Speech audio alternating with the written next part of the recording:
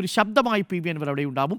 ഒരു ഓളം ഉണ്ടാക്കാൻ പി വി അൻവറിന് സാധിക്കും എന്നുള്ളതാണ്. അത് പിണറായി സത്തിൻ്റെ പേരിലായിരിക്കും ഇനി വരും ദിവസങ്ങളിൽ നമ്മളതൊക്കെ കാണാൻ പോവുകയാണ്.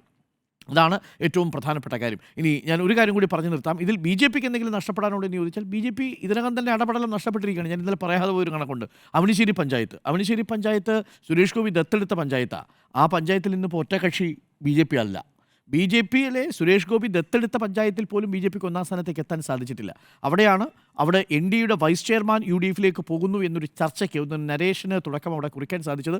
ഇപ്പോഴും അന്ന് അദ്ദേഹം പറയുന്നത് രാജീവ് ചന്ദ്രശേഖർ വന്നു, പക്ഷേ ഇപ്പോഴും അതൃപ്തിയുണ്ട് എന്നുള്ളത് എൻ ഡി എയിലെ ഒരു ഘടകകക്ഷി പറയുന്നു. അപ്പോൾ നോക്കൂ, യു ഡി എഫിനെ സംബന്ധിച്ച് അത് ഏറെക്കുറെ ഘടനാപരമായി കുറച്ചുകൂടി ശക്തി പ്രാപിക്കുന്നു. എൽ ഡി എഫ് ഘടനാപരമായി ശക്തി പ്രാപിച്ചു തന്നെ നിൽക്കുന്നു. അവിടെ ഒരു അസ്വാരസ്യവും ഇല്ല.